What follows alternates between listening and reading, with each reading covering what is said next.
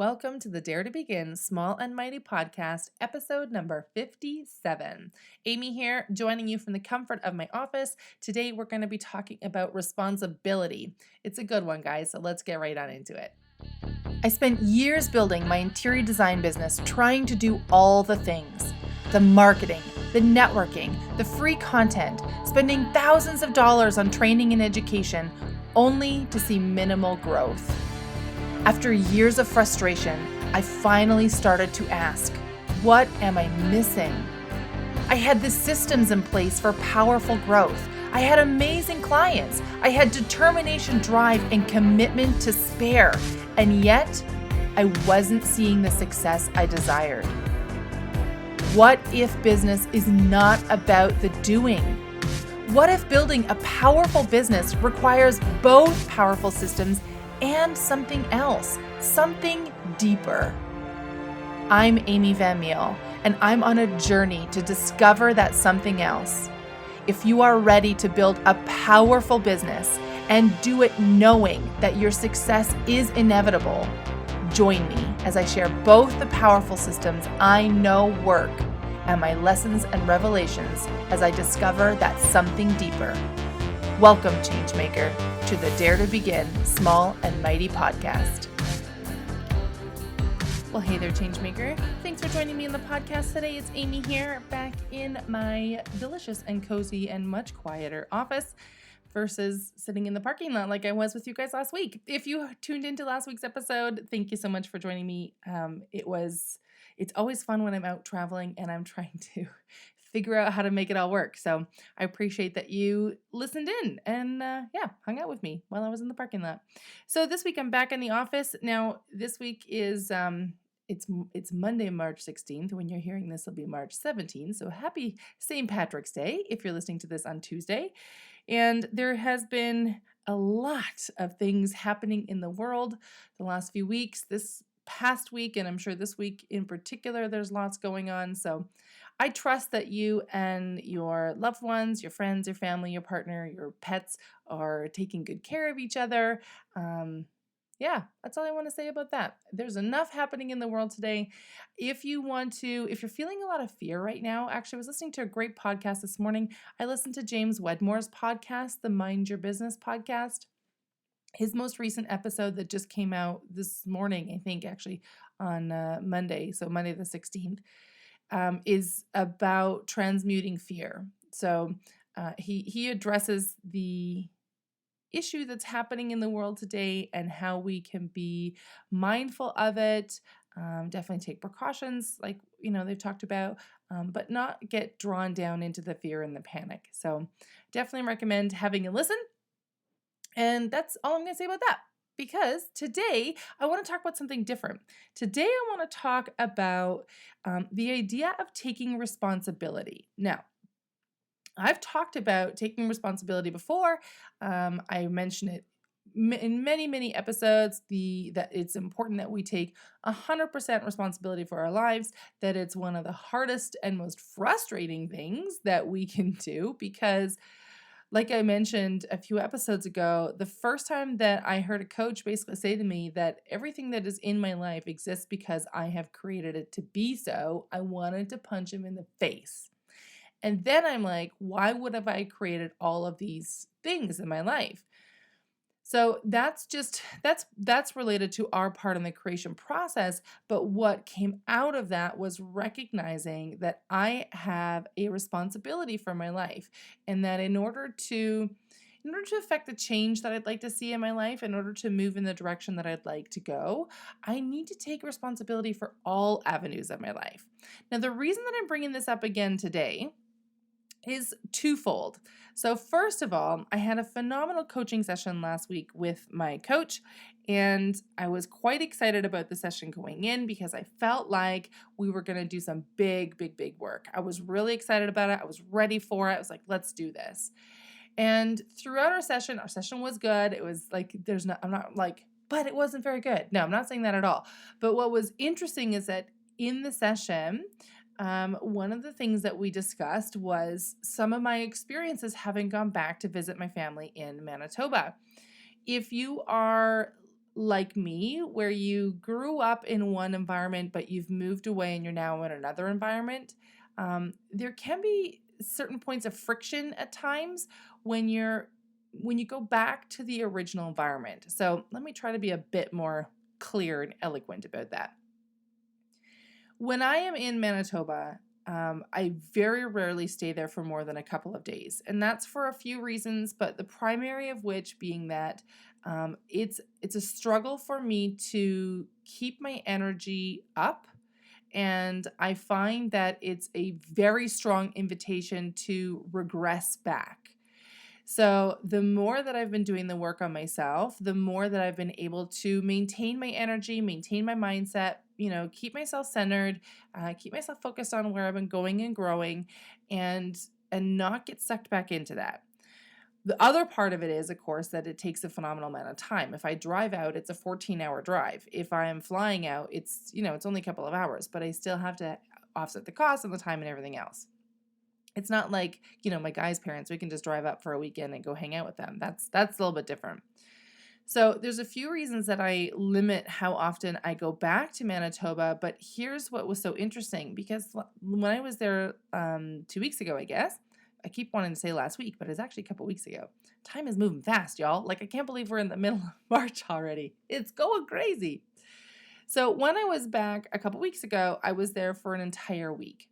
And I had prolonged exposure to a number of people in my life that were, I would say, historically not positive influences. There was a lot of past pain, a lot of hurt, a lot of ongoing roles that were still being enacted. Because even though I've been doing the work on myself, not necessarily anybody else has been doing the work on themselves, right? And that's a big challenge for us when we're doing growth work, when we're starting to evolve and become into the person that we're going into. If others around us are not doing that work either, or are not doing that work at the same time, then we begin to create a gap. And what happens is, I've touched on this before, that when we're not showing up in the role that we're expected to, it causes friction in their lives.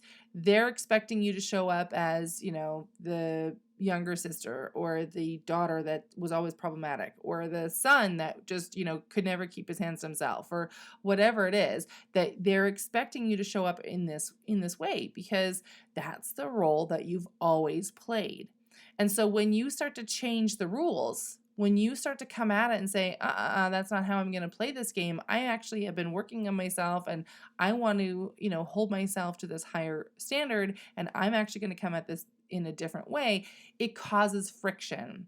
And what's so interesting, particularly once you've had the opportunity to have some time and distance away and be able to really build that growth, what's so fascinating is the innate, I don't even know what the word is. It's like an instinct almost, I guess, for others to try to put you back in your box, because you aren't existing where you're supposed to, right? They're going, no.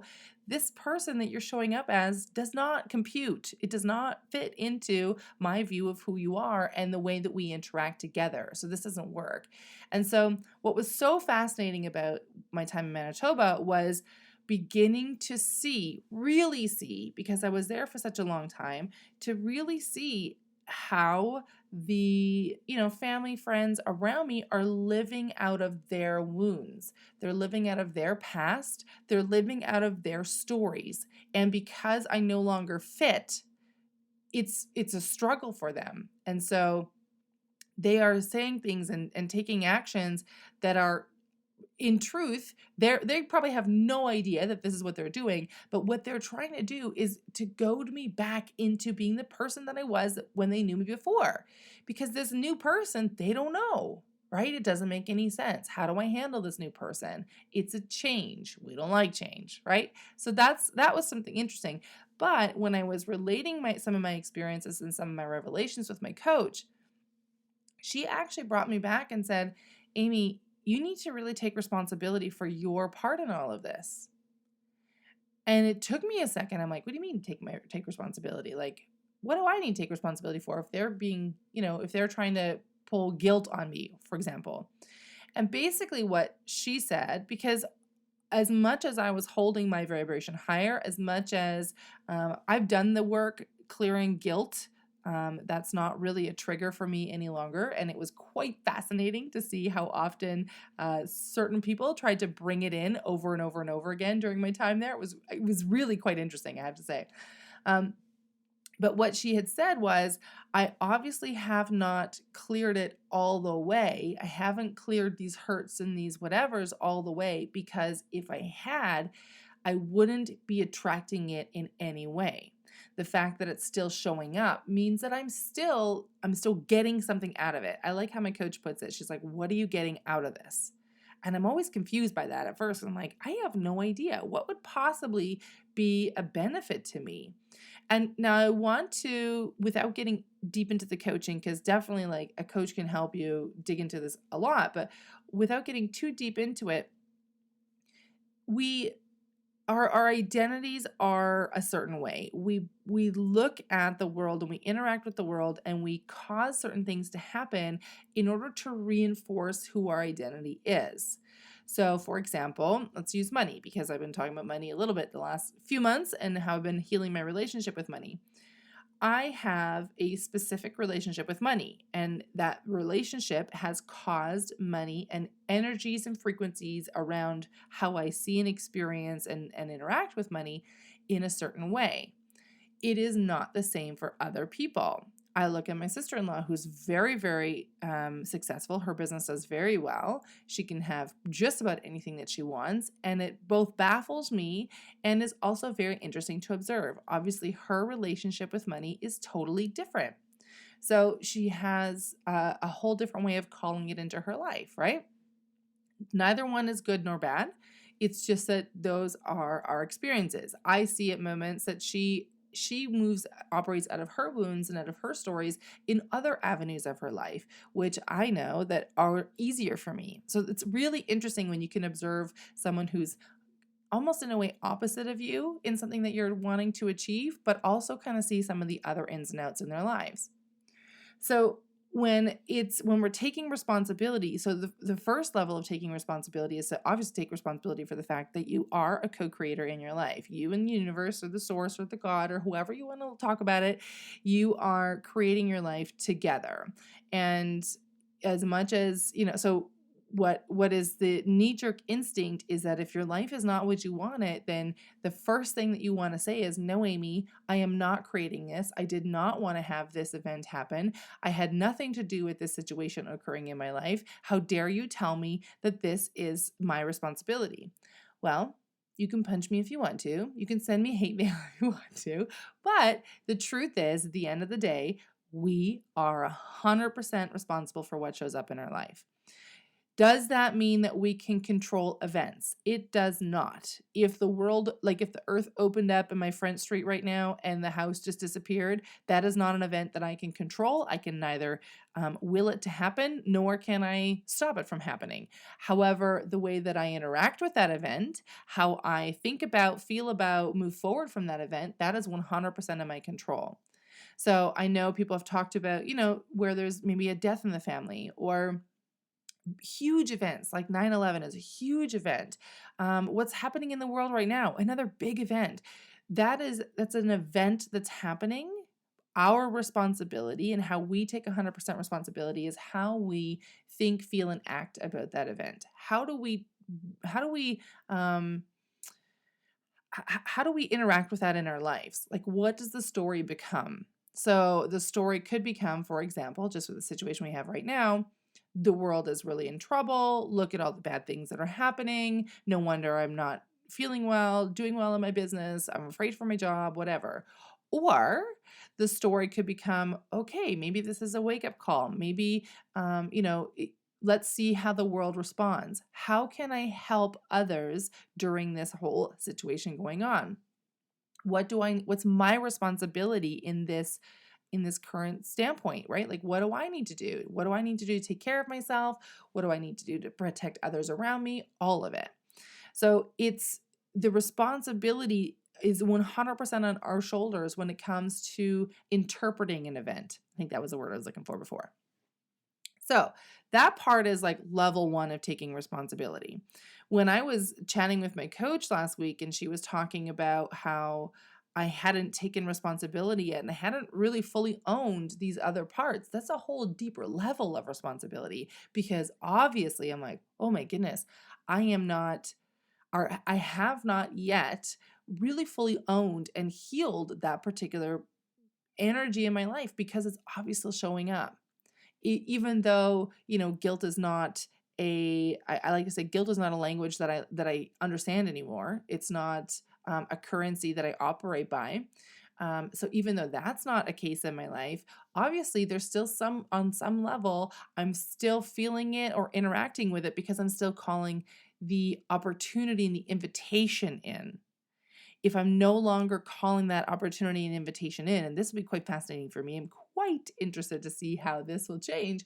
But my coach basically said, once that is gone, once you no longer get something out of it, right? Like it's almost like a hit. Like once you're no longer getting something out of it, it won't show up.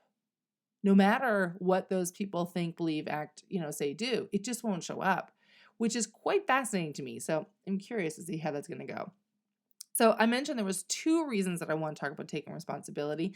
This was the first. So the first was related to my coaching session and just having that, extra, like a deep aha moment really about like, okay, I need to, this is a deeper level than I was thinking about. The second thing that I want to touch on is actually related to some of my experiences with my job. So I've mentioned before that I have a full-time job, which I'm really enjoying for the most part. Sometimes it's a little bit of a struggle, I'll be honest with you.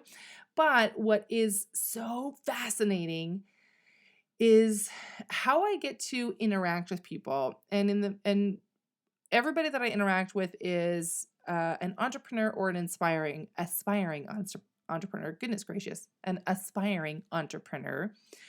So that's, right in my wheelhouse, y'all. Like, that's why we have the podcast. That's why I do all the Dare to Begin stuff. That's why I have the Profit Pack. That's why I have the launch pad. That's why everything is, because I'm excited to help raise entrepreneurs, to make business easier for you, to get the Kickstarter part of it easier for you. Little side note, I'm cooking up an idea right now that I'm so excited for, and I'm just I think I'm just waiting for it to fully come to fruition in my mind to really understand like how that is, and then feel that intuitive hit of divine timing that this is the time to bring it out. But I am so excited about what it is. So stay tuned. It'll come out at some point. I have no dates for you because I don't know when that's going to be. But my focus has been for a long time now, how can I make the journey better, easier, faster, less painful, right? However that looks. So what's fascinating is that because I get the opportunity to interact daily with other entrepreneurs, I get to see people from all across the globe. I get to see, more importantly, I get to hear, really pay attention to, what do they say? How do they interact with things? And so here's what's so fascinating to me. Entrepreneurs in general, entrepreneurs who are seeing success in their business are those who are taking responsibility for the things in their business. Entrepreneurs who are struggling, who are, wish-washy between like, do I go with WordPress? Do I go with Squarespace? Do I go with whatever? Do I launch this program? Do I have to hire a bookkeeper? Do I, whatever it is. When they're wishy-washy, I find that they tend to be less ready to take responsibility for the outcomes of their decisions. Meaning, when they don't take decisive action and they're kind of like, okay, I think this one might work, or maybe this one would be better. Let's talk about web platforms because it's a really super easy example. There are so many web platforms. I know Squarespace has them. I know WordPress has one. I know WooCommerce does it. Shopify does it. There's so many places that you could launch a website, launch a business, however it is. Some are more focused on like e-commerce first, like of selling products, where some is more just a website, some is more selling services. I use Kajabi, for example, for Dare to Begin.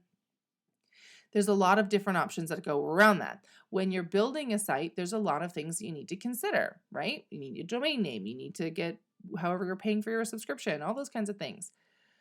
What I see frequently is entrepreneurs who will look at something like this that's really actually relatively innocuous. It has nothing really to do with whether or not their business will be successful. Bear in mind, I mean, obviously some platforms are better than others, but in general, all things being equal, the platform that you choose or the small details in between are not a trigger to whether or not your business will be successful, right? However, entrepreneurs that have a more robust business are taking responsibility for things. They're not blaming others because, oh my goodness, this app did this, or oh my goodness, this widget did this, and I can't believe that like this platform went down, and Facebook is just the worst because it never works, and Instagram won't let me do this, and blah blah blah blah blah. They understand to a degree. I mean, we can't understand all the ins and outs, but they understand to a degree that, you know, technology is what technology is. We're going to do our best to work with what's available. Also understanding that there's only so much that can happen. So if something goes sideways, and we've seen this, I mean, how many times has Facebook or Instagram had an outage even in the last year, right? Where it just goes down and people are panicking. Oh my gosh, how I can't run my business because it's down. And it's taking what you're doing in that moment is you're blaming something outside of yourself. You are not taking responsibility. Now, whether or not your business runs and operates heavily with relation to, say, for example, Facebook and Instagram, that's something different. That's a bit dependent on your business model. But then again, how are you taking responsibility? Because what if tomorrow what you've done is you've put the entire weight of your business on something that you have no control on? What if tomorrow Zuckerberg woke up and said, that's it, I'm done, we're shutting everything down? Then what? Then your entire business vanishes into thin air. And what most people would likely do in that case is they're going to start blaming Facebook. They're going to start blaming Zuckerberg for the fact that they can no longer run their business. Whereas if you are, if you understand that technology is a tool and that you can use a variety of tools all together in tandem to grow your business and make sure that things are not necessarily, like technology proof, but that, for example, I know Amy Porterfield talks a lot about having your email list. So many entrepreneurs are talking about this more and more now about having the email list. Yeah, it's great to have lots of followers on Instagram. Yeah, it's great to have lots of, people in your Facebook group or likes on your Facebook page, but you don't own any of that. Whereas if you have an email list that you have grown, not bought, not cheated your way into, but grown an email list, then that email list goes with you no matter what platform you go on to. So if Facebook went down tomorrow, you would still have access to everybody that you can email, right? Which is one of the reasons why email is so important. So, and if you're like me, you've probably had your inbox blow up the last week with all of the, COVID-19 updates. So, which anyway, I'm not going to get into. It just sort of makes my head shake a little bit. I'm like, everybody's doing the same thing. Stay home if you don't feel well. Wash your hands. Stop touching your face. It's a good thing I work from home, y'all, because I touch my face all the time. So anyway, again, neither here nor there. I am digressing off the topic. What I want to come back to is that, when we place responsibility on outside things, we do it because, first of all, it's way easier, right? It's way easier to say, so and so is responsible for this. And because they didn't do X, Y, Z, I no longer can do this. And therefore, this is why I'm in this situation. Versus saying, wow, okay, this is 100% on me. I chose to give all my power away to that company, to that person, to that situation. I chose to give all of that away and let them basically be in charge of my happiness, my success, my whatever. And so now I need to understand that that was my choice. Nobody forced me to do it. Nobody, said I had to do it this way. Nobody said nobody came in and did the actions for me. I wasn't bound and chained and forced to do these things. Right? You made the choice to do those things. So we need to take responsibility. So I'm going to wrap up today. I just want to leave you with the idea that, the two levels of responsibility. So the first level that I talked about was more the deeper level. So let's start with the second. The second level being surface. Are you taking 100% responsibility for what's happening in and around your life? Understanding, of course, that we have no we have no influence or effect on events. Events happen. But our 100% responsibility comes in terms of how we interpret those events. What do we make those events mean? How do we move forward from those events? What do we do in light of those events? And again, the current situation in the world being what it is a perfect opportunity for you to take a moment and just observe. There's lots of things happening. How are you interacting with what's going on? All right. So that's the first level. So the first level is all surface, making sure that you're taking responsibility for what's happening in your life. The second level is more deep. If you've already started to, like me, if you've already really started to embrace taking responsibility for the surface level parts of your life, then let's look at the deeper parts of it. Are you, like I was, where I thought I had healed this guilt and moved out of it, and I have, in a large part, I've healed that and moved past it, but obviously there's still some part of me that hasn't fully reconciled it because I'm still calling it in. So what are you calling in, and how can we take responsibility for that so that we can actually now address it, own it, and heal it?